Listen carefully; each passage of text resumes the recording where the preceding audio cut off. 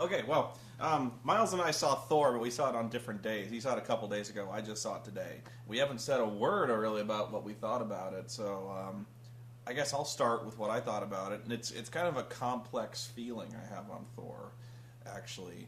And I guess I'll try to unwind it as we go. But I walked out of the theater pretty much liking it. I had a fairly positive attitude about this movie. Yeah, I liked it as well, and maybe we'll get into that also, but I also had this also strange feeling that I was, I don't know, missing something, but it just didn't feel, this didn't feel like any other Marvel movie or any other comic book movie. That's right. Yeah, and we're going to get into the we're going to get into this before I finally just say what I'm going to say about this movie. But this movie was unlike most of the other Marvel movies up to this point, because this movie, more than any of the other ones, was really primarily intended to set up the Avengers. Don't you think? No. You don't? Okay. Not, I mean, that's one of the things I actually liked more than Iron Man 2 was the Avengers subplot was so prevalent in Iron Man 2. I mean, it took up half the movie where they're trying to get Nick Fury involved, and Tony Stark is worried about whether he's going to be an Avenger. It just interfered so much with that movie that I ended up not liking that movie. Where this one, yeah, they had the one operative from the Avengers kind of trying to get the hammer, but it drove the whole plot, though. The Avenger, the Shield thing drove the whole plot, where Thor gets banished to Earth, and immediately S.H.I.E.L.D. sets up a base. They steal Natalie Portman's research, and so Thor has to go to S.H.I.E.L.D. to get his hammer back. She has to help Thor because she wants her research back. S.H.I.E.L.D. wants to detain Thor because he's obviously from another dimension. All this stuff. I thought the S.H.I.E.L.D. thing was almost a primary focus of the thing, and I guess here's where I'll go. Is I'll say that wasn't necessarily a bad thing, but that sets it apart from the other Marvel movies, because the S.H.I.E.L.D. thing is really drawing into sharp focus, which I think is, in the context of the Avengers thing, is okay, but it serves as a big distraction from Thor. I guess where it comes into with Iron Man 2 was it wasn't Tony Stark's movie. It's, ooh, look at Black Widow. Look how awesome she is. Mm. The Avengers will be awesome when you're looking at other people that are not Iron Man. I think it was better handled in Iron Man, though. I really do, because honestly, Black Widow played a role in Iron Man. She had a reason to be there. It wasn't a great reason, but she was there for a reason. But Tony still, Stark, you could substitute S.H.I.E.L.D. for government looking for big, powerful weapon, and you're not missing anything. It drives the plot, but it didn't feel like it was setting up the Avengers. S.H.I.E.L.D. also had a reason to be primarily involved with Tony Stark, because the struggle from the beginning, for even in Iron Man 1, was that Tony was basically developing weapons for the U.S. military, and so his fate is always very closely tied to FBI oversight and national oversight, where his funding and his primary purchaser comes from the U.S. military. So S.H.I.E.L.D. getting involved in his business just made sense, But here it just seemed kind of tacked on. And I guess here's what I'll say about the reason I think a lot of people are frustrated with Thor, and probably rightfully so, is the fact that we got an okay movie. This was fine. This was basic, and it was well done. It was well directed, and it was a basic story they didn't screw up. And honestly, that's not too much to ask for in this day and age. It's like you could go, this story was predictable, it was basic, I could see it coming a mile away. But just the sheer fact they didn't fuck it up, that's a big plus. Because I've seen the movies I've reviewed lately, and a lot of the movies that come out that are basically formula movies that follow a very, very basic formula, somehow they fuck it up. Well, no, I saw this as being easily fuckable. Yeah. With the subject matter of, a guy with a big hammer, throwing it. I don't know anything about Thor, but just looking at it, it looked like something that could have easily been fucked up. You know how you fuck it up is you make Beastmaster 2, because on its face, this is essentially the same movie as Beastmaster 2. I heard another person kind of mention it to like Masters of the Universe. Yeah. and honestly, I thought about that because I know I was going to get some people calling me a hypocrite for saying like, oh, how could you like Thor, but you call Beastmaster 2 bullshit because it's essentially the same thing where you take a hero from this fantastic realm and you deposit him in modern Earth. And here's how you do it. Here's how they do it. In Beastmaster 2 and in Masters of the Universe, they did it essentially for budgetary limitations, and I don't think they really had that here. And besides that, it's not like we abandoned Asgard completely. This was pretty much half and half between Asgard and Earth. Yes. Where you saw a lot of shit between you saw a lot of shit in Asgard. So while you had Thor in Earth, you didn't abandon the Asgardian plot, and I thought the Asgard stuff worked great. In fact, and although I will concede though that the stuff on Earth was still by far the weakest stuff in the movie, I thought the stuff on Asgard really kicked ass. But it also served a purpose in that it was all about Thor getting his humanity, and he can't do that when he's in a world of gods. Yeah, it also the stuff on Earth served a point.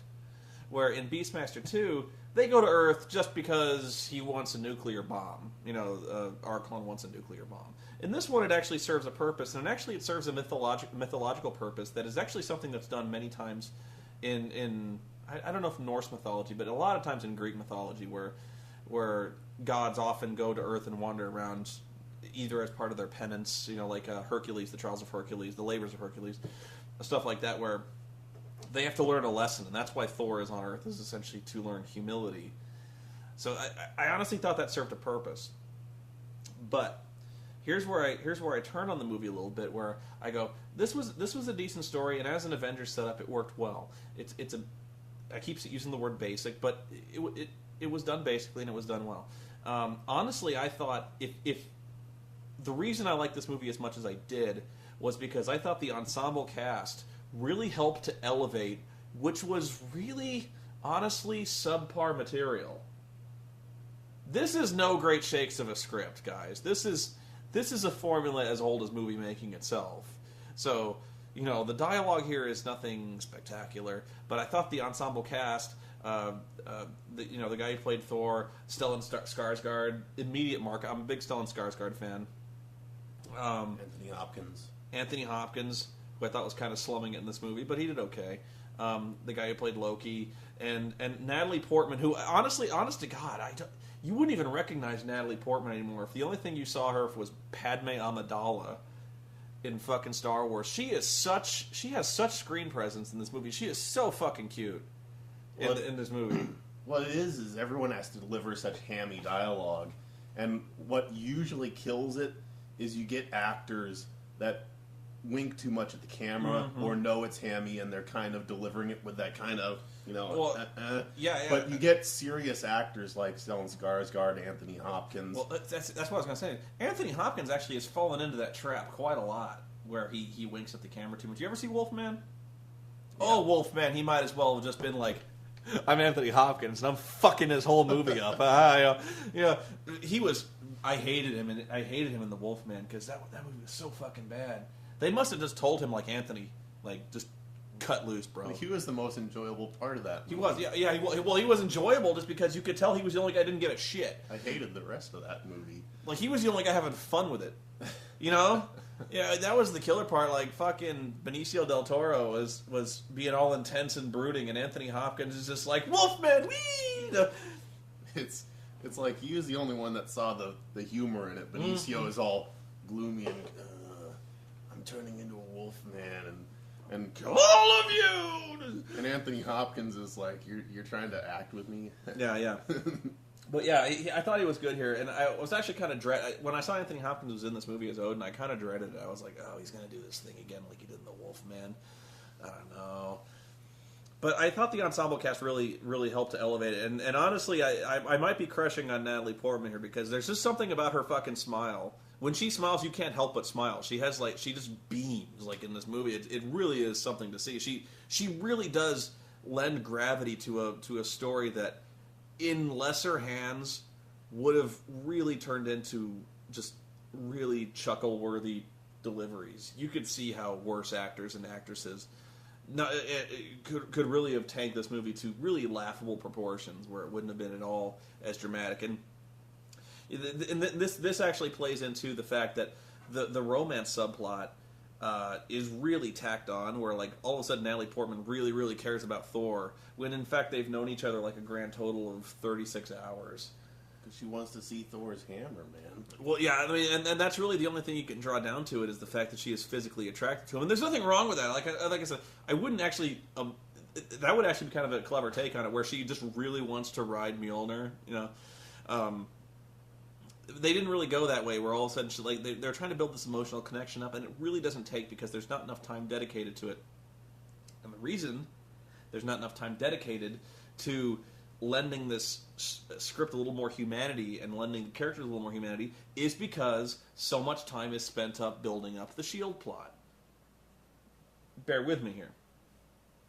One thing in particular that I could point to every time is they spend about 3 minutes of this movie introducing Hawkeye. For no reason. They're gonna throw Hawkeye into the Avengers movie, and they're like, "Yeah, you saw him in Thor, right? You saw fucking Hawkeye. He was there, but he doesn't shoot his bow. He just kind of sits there like he's about to shoot Thor, but he doesn't do it." And so, like, they don't even really, even in terms of character, it was an Avengers random encounter. Yeah.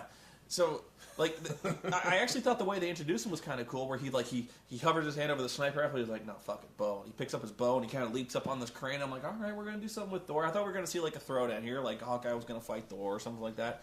But even in terms of character introduction, I thought Hawkeye's introduction really they dropped the ball on it, because the one thing you want to see out of Hawkeye is that he's a really good archer, and he never fires his bow. So like they had a great chance to introduce Hawkeye. And then they just, all we know about this guy is he favors a bow. You know, I don't know. I thought the introduction was not well handled. I do like the fact it's cast by Jeremy Renner. Yeah, I'm liking that guy. But I am one thing I am surprised by the casting is they got veteran actors. But I was also surprised by the person they cast as Thor and Loki. Because I after the movie, I was going to my friends. I was like, have these guys been in anything I've seen before? Do I know these people? And one of my friends was like Captain Kirk's father. I'm like, wow, that's it? That they cast nobody, or at least no one. I haven't looked on IMDb, but I don't know. Yeah. This is not anyone I recognize. And so I don't mean to make it sound like the entire movie is spent building up the S.H.I.E.L.D. plot, but when those scenes come up, you're kind of like, okay, yeah, S.H.I.E.L.D., we get it. S.H.I.E.L.D. is here. S.H.I.E.L.D. wants Thor's hammer. Yeah, I get it. But there are scenes where it is intrusive enough. And I guess here's my main point of what I'm saying here, is I walked out of that movie going like, that was okay. That was well done. They did what they could. They hit the points they needed to hit to set up the Avengers, and they told a pretty good Thor story as well. But they didn't tell a great Thor story. Well, say some things that I didn't like about it. Let me finish what I'm saying here. They told a good Thor story with some Avengers stuff in it, when they could have told a great Thor story. You know what I mean? Like, it was 70% of Thor and 30% of the Avengers, when they could have told 100% Thor. And honestly, they could have told a better Thor story than the one they told. I honestly thought they were kind of slumming it with the whole Frost Giant thing. And go ahead with what you liked, and I'm going to talk about some of my more technical complaints. One thing I didn't like was I still didn't really get a feel of everything Thor could do. You know, every other movie, you know, Batman, by the end of it, you know what Batman is and what he can do. Superman, same thing. Iron Man, same thing. Thor, at the end of it, I'm going, that's nice. What are his superpowers? Can he fly? Yes. Can he shoot lightning? Yes. What can his hammer do? I mean, he hits people with it. He can throw it. But I still, like, if you told me, oh, Thor's going to fight X in the Avengers, I'm going to go... How much of a chance does he stand? How much of a chance does he stand? I don't know. That actually does lead me into one of my complaints, was the fact that, again, they didn't have as much time to tell as much of a Thor story as they would have liked, and here's why. Is because there's a lot of stuff that has to do with Asgard and Thor and Loki that the movie kind of assumes that you know about already. And if you've read the comics, like Odin sleep. When Anthony Hopkins, or when Odin collapses and they're like, he's deep in the Odin sleep now. I know what the Odin sleep is because I read the comics, and I'm relatively familiar with the story. I'm not even, I read the comics years ago, but I know what the Odin sleep is. But Miles, you never read the comics. You're like, what the fuck? What is this? Or the Gatekeeper. Heimdall. Yeah, Heimdall. Heimdall, like, played I know. by Idris Elba, who I love. Yeah. Perfect. Go ahead. Like I said, I love the actor, and it seems like they're setting up a real badass character, but everyone's like, hey, Heimdall, how's it going? And he's like, what's up? But I was like, oh, he seems like an important character. Who is he? I thought they set up Heimdall okay, because early on they set him up as the gatekeeper to of the Rainbow Bridge. I thought they set him up well. But why is he so... But why? Everyone sees him as like the ultimate badass, and like, oh, you don't want to upset Heimdall, because when you get him angry, you don't like him when he's angry. Yeah, there's certain aspects of that, and I don't know how fair it is to expect an audience to know this. Like if the Land of the Frost Giants is so fucking badass, why is there one guy guarding the gate? You know? Exactly. And if you know about the mythology, that's just his role. You know, that's what he does. And honestly, I've heard some complaints that Heimdall is apparently in mythology and in the comics, he's a white guy, and they cast a black guy. And like, I didn't care. I don't care either. I honestly didn't. And this probably bothers some people more than me. I honestly wouldn't have cared if they cast a black guy as Thor. Maybe a little more than I would of other characters, but like honestly, they could have cast The Rock as Thor, and as long as it was done well, I wouldn't have really cared. Now, ordinarily when you think Thor, you think of a blonde-haired Asgardian dude. You know, it's not my point. What I'm saying is, I thought that the Warriors 3 were well cast, and there was like a Japanese dude as one of the Warriors 3. I didn't care. And like if you're going from a purist standpoint of Norse mythology, yeah, there would never be a black guy on the Rainbow Bridge. But we're talking in like comic mythology, which is not necessarily like 100% hand in hand with Norse mythology. So like Heimdall being a black guy, whatever. You know, one of the Warriors 3 being a Japanese dude in Asgard, whatever. You know, these guys are gods. They can look however they want to look. I didn't care so much. I thought he actually did a really good job, and they had a really great look for him. Where was I? Thor's capability. So like things like the Odin sleep. What are Loki's powers? They established early on he can create like little multiple images of himself, but like how does he fight? Are these guys, you know, like are they super strong? Are they super fast? Is that just in Asgard? And there's a lot of explanation they probably could have handled a lot better.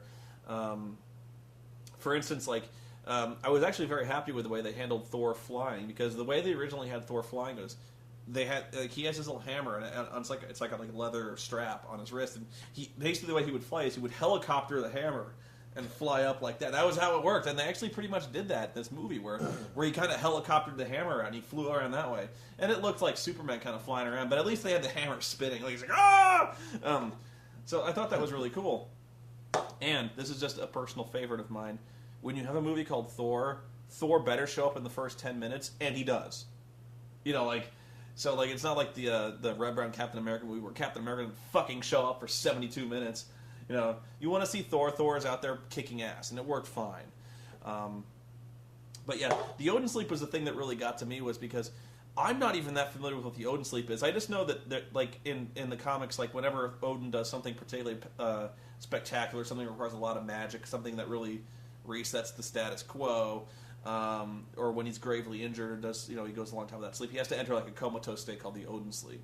And so basically Odin is left without a king, and that was kind of the whole point of that. But all of a sudden, like, Odin dies or Odin falls, and you're like, is he dead? No, he's in the Odin sleep. Oh, well, when's he gonna wake up? And Rene Russo is like, we may never know. Turns out that we may never know is about 7 hours from now, which I thought was bullshit. It's a cat nap. Yeah, the Odin sleep. It goes from we may never know when he'll wake up to 6 hours. He's good. Like I've taken naps that were longer than that. Than I the just fucking. had my Odin sleep. I know. When I got home from the theater, I was feeling sick, so I laid down, and my sleep was longer than the fucking Odin sleep. Jesus Christ. So the one thing that also and this is another complaint that kind of tied into people I went with, is the Loki plot. It was kind of confusing. or it wasn't good. And that near the end, people weren't quite sure of what Loki's motives were. Like, he's letting the frost giants in, but then again, he's trying to kill them to get in. He wanted Odin. Again, this is clear if you've read the comics and that Loki's motivations a little better. Loki wanted Odin to basically favor him as his favorite son, because Odin always liked Thor better, So he always wanted to. So he wanted to basically make himself a hero of Asgard by setting up this crisis and then saving Odin as he was just about to get killed by the frost giants and be like, "I'm the man." But another thing I kind of thought was strange, and I'm sure I'll get corrected, was that this is like an origin story of Thor, and I'm not sure how that works, because we're talking characters who are well established in Norse mythology. They actually established early on in the books. Stellan Skarsgård opens a book and there's Thor there, and he's got the fucking hammer and he's got the wing helmet on, and they're like, he's not Thor. He's just a child's story I read as a child for children, and only children read these things. And I'm like, okay, but if that's true, then how come Thor is he doesn't know shit? Okay, for instance, Loki. Why does anybody trust Loki? Loki is well known in Norse mythology as the god of mischief and deception, and so is Loki not known as this yet, or is it later on that he's known as the god of mischief? Because fucking Thor is hanging out with Loki, and Loki's all the frost giants try to sneak in. My completely trusting brother, who I love very much and would trust my life. They try to steal the magic ice cube, and Thor's like, "Who could have done this? Who could have let the ice giants in?" And Loki should have all heads should have just turned to fucking Loki, the god of fucking mischief, and he'd be like, "What? What?" And you're like, "You're the god of deception, fucktard." Well, I didn't. Okay, you got me. You know what? Maybe he just dicks around with humans. I don't know. So, and then there's things where Odin's like, "Thor, you can't go to what the fuck is the place? Whatever it is, you can't go to the land of the frost giants. I forbid it." And Loki's like, "He's only saying that because you totally should go." and Thor's like, "Yeah, you're right. I should go. Thank you, brother, who is not the god of treachery. I should go." And then and so he runs off, and so they go to Heimdall, and Heimdall's blocking the bridge, and and Loki's like, "Let me handle this shit. Hey, Heimdall, look over there." And Heimdall's like, "What?" And they run past, and I'm like, "He's the god of deceit. What the fuck? Why do you all believe him?" I don't know. It's was he? That's why the timeline here was kind of weird for me, because I didn't understand Isn't historically Thor and Loki isn't Loki traditionally the god of deception? Do they not know this yet? It was weird to me. I don't know. I'm sorry. But and then there's a time when Thor and Loki are children. So did Loki just really behave himself for 1,000 years while this goes on, and then he kind of betray? I don't know. Could be a Patrick Bateman thing where he's all normal at the office, but he's killing hobos when people aren't looking. That sort of thing. So everybody knows but the Asgardians that Loki is full of shit. Yeah. Okay. I actually did like that they stayed very true to the costumes. That the costumes were close to the fact that the Thor's cloak kind of comes off his shoulders and raises up. I love the fact that they kept Loki's costume with the big fucking horns that go up. I know that looks silly to most people, but if you've read the comics, that was his thing, where the big hat with the horns coming up. Then I'm glad they didn't recast Loki as a hot chick like they actually did in the comics for one time, where Loki was like, "You know what? I'm gonna be a chick now." They just did that. And they're like, "What the fuck?" And Loki's like, "I'm a god. I look however I want." Like this, I got boobs, and I'm like, "What the fuck?" They really just wanted to have another hot chick drawn in the comic, and that's why they changed Loki. And I'm like, okay, but yeah, there were. I think I'll close out by some more technical complaints and compliments. Actually, what was weird was the stuff that should have looked really fake looked really good, and the stuff that had no business looking fake looked really fake. Example: the Rainbow Bridge looked fantastic. They could have so easily done something like just had like a big animated rainbow, like in My Little Pony, like, and they were just like riding around, and Heimdall saying this thing to be like, oh Jesus Christ, what the fuck are they doing? This is so gay. But it actually kind of did this thing where it looked like graphite or like oil on glass or something like that. It looked really cool. That being said, there was a bunch like the stuff on Earth looked like it was all shot on a soundstage, which it probably was. The early stuff, the stuff where they're setting up the legend of the Frost Giants against the Asgardians, looked so bad. The Frost Giant planet was probably the weakest part. That looked so cheesy. It was almost walk out of the theater bad special effects. It was that bad for me. Where like, if you look at the scenes where the Frost Giants are attacking the village of humans in like Norway, whatever it is, and they're burning people. That was such a soundstage. That was crazy soundstage. Like and like ordinarily I wouldn't care, but this is actually fairly high budget. That looks so cheese. The worst effect by far was when Odin leads the Asgardians against the Frost Giants, and they have these two armies on hills. It looked like they just took like two figures and cloned them like 3,000 times, where they were all moving in the exact same animation. The Frost Giants, and they had like 3 Frost Giants, and they cloned those guys like 3,000 times. To where they were all very neatly little segregated on the map in little equidistant amounts, all kind of waving their swords in robotic fashion. I'm like, look at that war scene again. If you want to see a good war scene, like Lord of the Rings, this ain't, where it was that scene was so bad.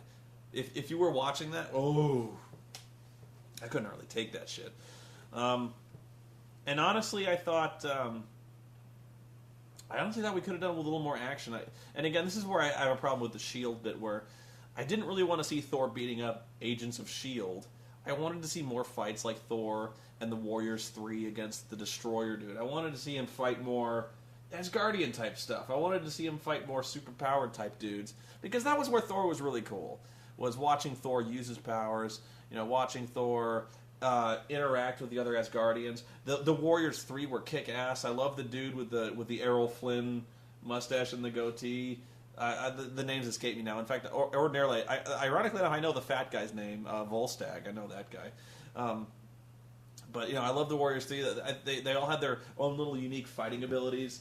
Like the Errol Flynn guy had his little fencing. He had like a saber or something like that. The other guy had basically he got thrown around like a big fat blob a lot. But Sif was okay. I always thought it was pronounced Sif, not Sif. They called her Sif through the entire movie. But needed an action scene about halfway through, and plot just couldn't allow it. Oh, you got one. It was the one where he fought the S.H.I.E.L.D. agents, and I was just like, it's just a big burly blonde guy fighting other dudes. A superhero. Yeah, that's what I mean. I really could have gone with him fighting some Asgardian monster, and I really thought this was a good chance for him to fight the Midgard serpent, which is a big dragon in Norse mythology. I thought that would be a really good. And like I said, that's where I walked out of the movie going, that was okay, that was fine. But I would have really preferred to see a Thor movie where he fights Thor enemies. Something where he's like bopping around Asgard and fighting mythological shit. And the movie was best when he was doing that. But there wasn't enough of that. And so, is it worth seeing? Yeah. I mean, if the concept interests you at all, if you're a fan of the comics, it's worth seeing. I did not see it in 3D, nor will I ever. 3D needs to die a horrible, lingering death. I didn't either. I care nothing for 3D. It was worth seeing it if you care. Like if you're on the fence about it and you're like, it looks kind of dull. Or if you're just a Marvel fan. If you're a Marvel fan, if you like the previous superhero movies, I don't see anything that would keep you from not liking. But this I mean, movie. yeah, I mean, people walked out of there. I've heard right across the board, this is a great movie. This is a terrible movie. People felt betrayed. I didn't think this was a betrayal. This was not. This is you wanted to see a Thor movie. This is a Thor movie. It's fine. It's not a 5-star movie by any stretch of the imagination, but it's entertaining for its runtime. I just wish we got a better Thor movie than the one we got. I would like to see the same cast and director go for a Thor 2. And honestly, I was more fired up about the Captain America movie in the trailer than I was about anything else. I thought Captain America looked really good. But ironically enough, I've always been a bigger Captain America fan than Thor anyway. The one movie I'm gonna Green Lantern. I'm sorry, and I'm the Green Lantern fan. Really, guys. I'm sorry. Green Lantern looks like shit. Shit. It looks. It looks bad. I have nothing else to say, but I'm sorry. I'm watching this trailer going like, this looks like the biggest horseshit I've ever seen. Really, people are fired up about this, and that's my. I'll go see it, and people are going to accuse me going in with a bad attitude, but I'll tell you if it's good. I hate fucking Green Lantern, though. I hate the character. I hate Hal Jordan. Well, there's another one, like Thor is, I just don't see how a movie, period, could get made out of that subject or that source material. It's almost too fantastical and too goofy at times. Well, you do have a point. It works on the page, but putting it in live action... You do have a point in the sense that of any of the characters in the Avengers, Thor is the least grounded. We're like, and I hate to pull more realistic, less realistic when you're talking superheroes, but you've got Iron Man, who's a guy who made a super suit. You've got Incredible Hulk, who's basically a guy who took a magic serum that made him into a big green dude. You got Black Widow, who's in this context of the movie just a ninja essentially. Hawkeye's a really good archer. And then you got Thor.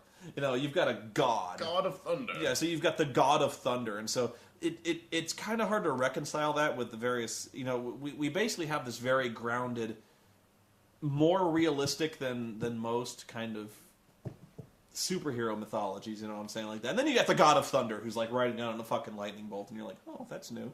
But Green Lantern, you got him like chucking big fists at people and making like... Sometimes he can be goofy with what he makes with his ring, and it just seems... I don't know what they're going to do, if they're going to make it in a comedy, because they got Ryan Reynolds, and he's going to make stupid shit with his ring. Oh, honestly, the impression I got from the characterization of Green Lantern is that they're really playing him more like Kyle Rayner than Hal Jordan, if that makes sense. His name's Hal Jordan, but he's way more Kyle Rayner, just because Ryan Reynolds is much more kind of a cartoony type guy than Hal Jordan, who's always been kind of a pill. You know what I mean? He's always been serious, and early on, it always kind of seemed to me that Hal was kind of like it was kind of mimicking the Hulk TV show, where he was kind of this wanderer, and he didn't really want his powers, but he just kind of trucked around the world helping people as he went along. Yeah, but... I think Green Lantern's going to be a tough sit for me, and it'll probably be a review to watch, because you'll probably come out and be like, "That was fucking awesome!" And I'll be like, I don't know. I'll be like, "I fucking hate Green Lantern. I fucking hate him so much." It's just a thing, and you know what's really fucking ironic is the fact that the Green Lantern mythology is so closely entwined with my own video series where we have all the lanterns running around, but I hate Green Lantern. Actually, you know what? I'll correct. I don't hate Green Lantern as much as I hate Hal Jordan, and I hate the Guardians of Oa. I like the Green Lanterns as a concept, and without getting into it too much, I just think the Guardians of Oa, almost every major problem in the DC universe, can be traced back to the Guardians of Oa being fuck-ups who don't tell people anything and who have... or actually, Ryan Reynolds could actually be Guy Gardner with a yellow ring. He seems more that character than Hal Jordan. If you've read a lot of Guy Gardner is a dick. Guy Gardner is way more dickish than Ryan Reynolds. No, Ryan Reynolds could play that. Ryan Reynolds can play it. He could play that. If you looked at Deadpool from X-Men or X-Men Origins Wolverine, you could kind of see Guy Gardner out of that. But no, he's not like Guy Gardner. Not in this current incarnation. But just the whole sense of when Ryan Reynolds is sitting and he's got the lantern in front of him and he's doing all kind of goofy stuff I pledge allegiance to this thing, and I was like, that was really more Kyle Rayner. I don't think Hal Jordan ever did that shit. I think the guy just told him the pledge, and Hal Jordan was like, right on, in Blackest Day and Darkest Night, whatever, or Blackest Day, Brightest Day and Darkest Night. So yeah, that was Thor. We probably ramble on about comic movies in general. Any last thoughts on Thor? Or Solid movie. so, it was okay. Yeah, honestly, it's my definition of an okay meh movie. I don't feel like I wasted my time, if that makes sense. Is it something you need to see? You could wait till rental. Honestly, I would wait till. This is pretty much a solid rental for me. I don't know, with all the crap that's come out this summer, it was kind of welcome to get out of the house to see this movie. Yeah. Yeah. What else you got? Well, the other option I had was Bridesmaids, which I've actually heard. I've heard Bridesmaids is really funny, which a lot of people wrote that movie off as kind of being like The Hangover with chicks, and that's not. I'm usually not one to say that you can't stereotype like that, but honestly, it wasn't all that uncalled for in this case because after The Hangover, everyone is making Hangover knockoffs. Really. It's like when Something About Mary came off and everyone was trying to copy the Farrelly Brothers type formula. That the Hangover is like that squared. Where like once The Hangover hit it big, everyone wants to make a Hangover movie. And so when Bridesmaids come out and it looked like The Hangover, it really did. People kind of chalked it up to that, and that was really not an unfair assessment, I thought, but apparently it was because the reviews I've heard so far that the Bridesmaids are really good. Now I don't know, I couldn't tell you whether or not I didn't see Bridesmaids, but whether I made the now, I wasn't gonna see Fast Five. I can't even remember like the last movie What was the last big movie I saw? Maybe Rango. I'm trying to remember. There's got to be something in between, but I saw Rango. That was a good one though. I can't. I actually. But that was like 2 months ago. Honestly, the last big movie I probably went to was Scott Pilgrim. That was no Black Swan. I saw Black Swan. That was the last one for me. Was that also True Grit? I saw True Grit. I'm talking in theaters. Like it's been a drought for me. At new releases. I was actually going to go see Fast Five because that was another one I've heard really polar reviews on, where like it's horrible and it's really awesome. I'm a big fan of The Rock, so like I was gonna go see that just for The Rock. Still might go. I don't know. But anyway, I'm gonna wrap this up. So hopefully we've informed you and entirely spoiled the movie of Thor for you. I'm very sorry. I don't think we spoiled it. Loki's a bad guy. Everyone, don't trust Loki. He's the god of deceit. What? I know. If only fucking Thor had gone to Earth earlier and picked up a children's storybook about Norse mythology and opened it up. Loki, you see this shit they wrote about you? Yeah, that's fucked up. Don't read that. They're lying. Clearly they're lying. They're jealous of us, Thor. You're correct, brother. You should totally go to Jotunheim and kick those frost giants' ass. You think so? Yeah, totally. I see no reason to doubt your wisdom, brother. Oh, God. Yeah. Okay, so that's Thor. That's all I got. Bye.